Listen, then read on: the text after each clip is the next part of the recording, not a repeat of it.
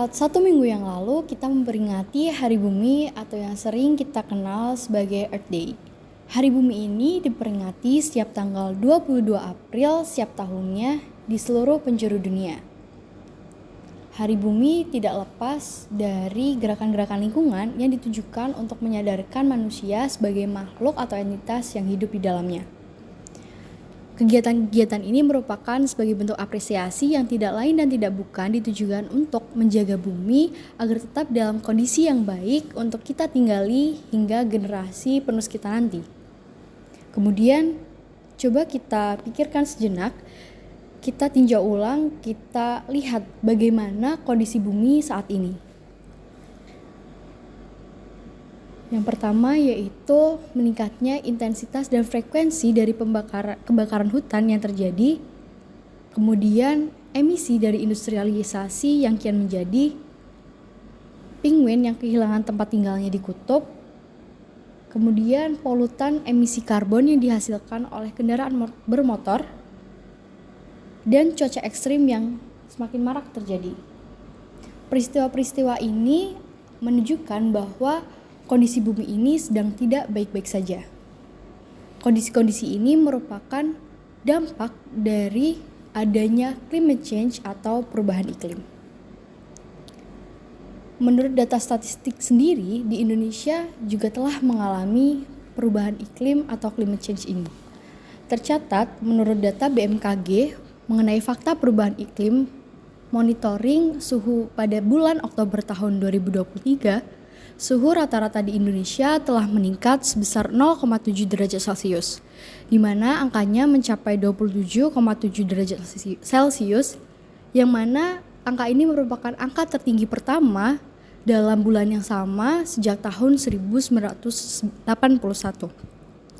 Kemudian untuk peningkatan tertinggi terjadi di Kota Palembang yaitu sebesar 2,3 derajat Celcius, dan penurunan terbesar terjadi di Merauke dengan angka sebesar minus 0,4 derajat Celcius.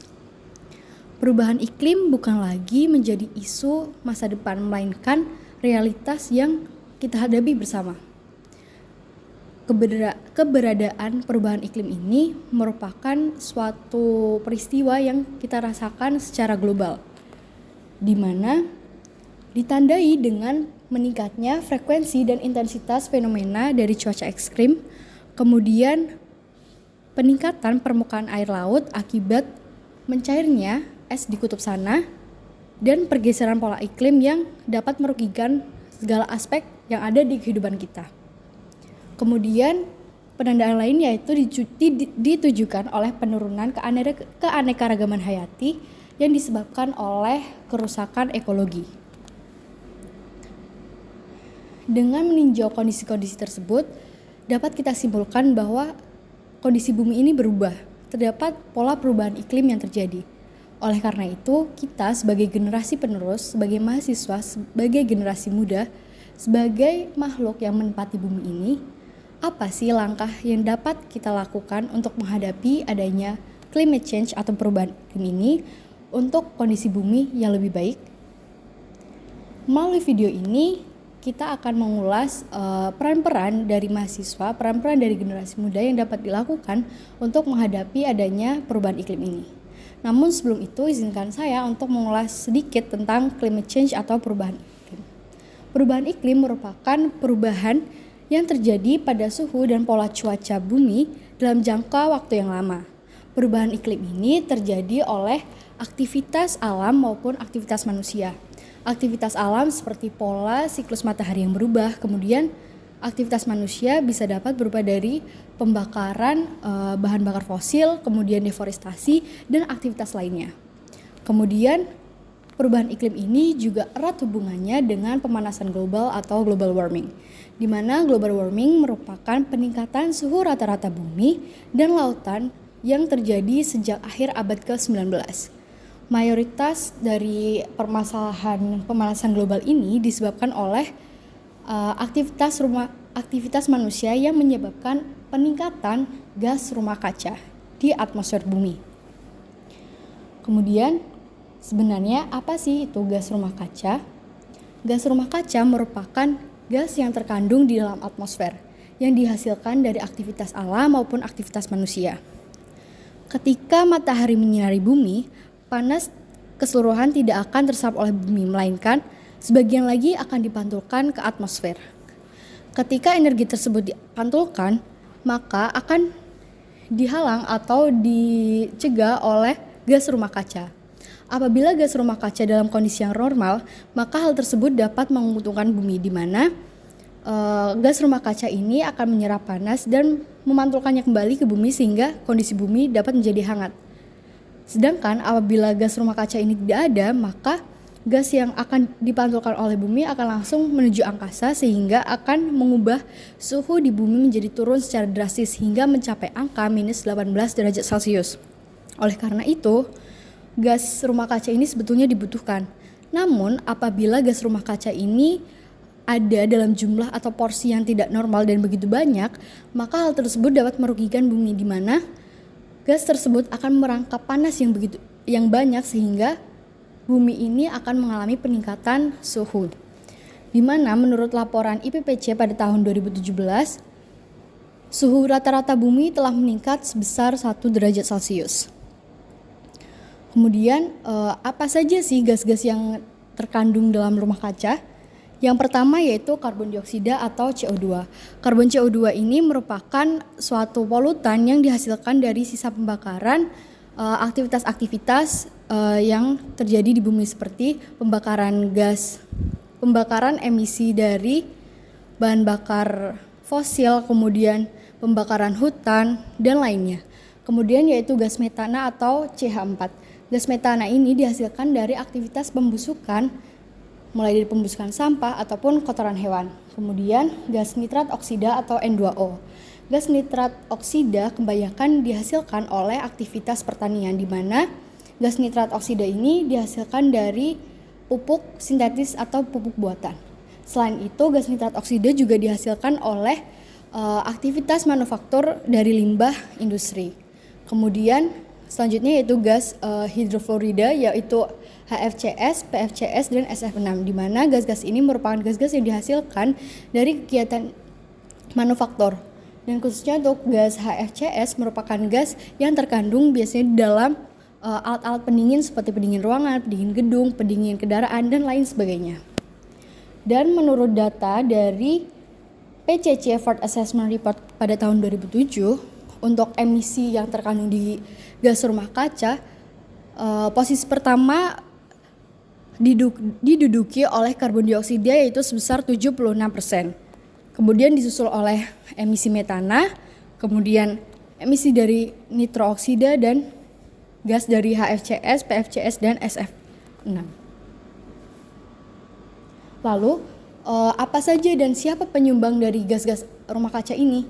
Dari data Climate Watch, data sejarah emisi gas rumah kaca global pada tahun 2016 dan 2018, untuk penyumbang terbesar yaitu pada sektor energi, kemudian disusul dengan sektor pertanian, industri, limbah, lahan, dan hutan. Kemudian berikut merupakan aktivitas-aktivitas yang menghasilkan adanya emisi gas rumah kaca. Yang pertama yaitu penggunaan bahan bakar fosil. Menurut data Kementerian ESDM Indonesia, konsumsi bahan bakar minyak di Indonesia kian meningkat setiap tahunnya. Ini ditandai dengan meningkatnya penggunaan kendaraan bermotor, di mana pada tahun 2022 tercatat konsumsi dari BBM ini mencapai angka 26,9 juta kiloliter. Kemudian yaitu deforestasi atau penggundulan hutan. Penggundulan hutan ini menyebabkan karbon dioksida tidak dapat terserap oleh pohon-pohon, karena pohon-pohon itu ditebagi dan dialihfungsikan menjadi lahan industrialisasi. Kemudian industrialisasi, karena aktivitas industri, maka akan menghasilkan emisi-emisi karbon yang dapat terperangkap menjadi emisi gas rumah kaca. Kemudian yaitu penimbunan sampah yang akan menghasilkan pembusukan gas metana yang akan menjadi gas rumah kaca.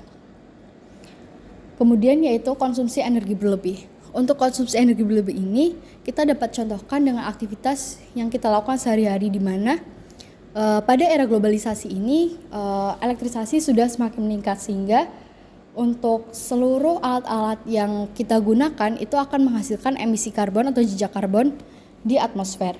Kemudian yaitu dari kotoran ternak dan pupuk buatan yang banyak dihasilkan oleh sektor peternakan dan pertanian. Lalu apa yang bisa kita lakukan di sini?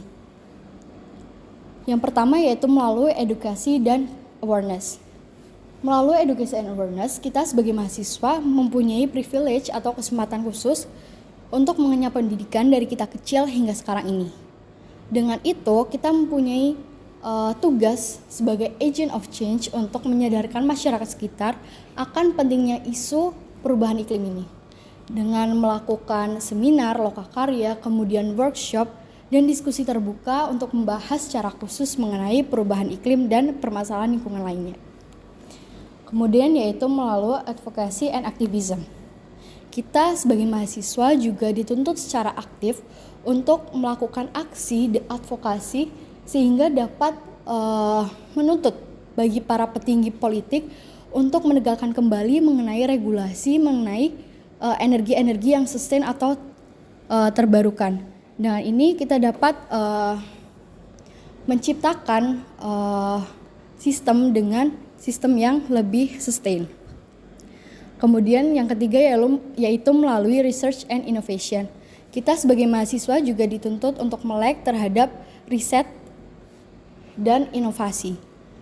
Saya contohkan di sini yaitu dari mahasiswa Elektro Undip telah menciptakan sebuah alat yaitu untuk tungku pembakaran dengan net zero emission, di mana dengan alat ini pembakaran sampah tidak akan menghasilkan emisi, melainkan emisi tersebut akan dikumpulkan kembali dan menjadi sumber pembakaran dari sampah itu sendiri. Kemudian yang terakhir yaitu sustainable consumption and lifestyle atau gaya hidup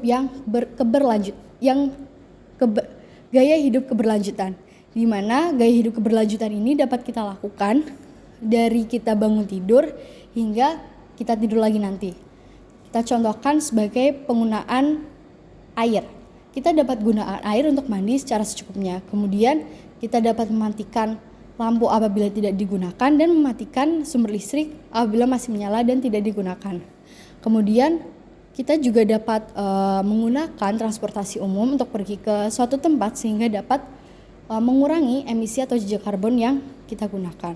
Selain itu kita juga dapat memakai tempat-tempat atau tempat minuman, tempat makan yang kita bisa gunakan berkali-kali tanpa menimbulkan adanya limbah. Mungkin itu saja dari saya. Kita sebagai mahasiswa bisa turut berperan dalam mengatasi perubahan iklim ini. Kita bisa rubah kebiasaan kita sehingga climate change ini dapat kita hadapi. Mungkin cukup sekian. Terima kasih. Saya Indah Nurjayanti pamit undur diri.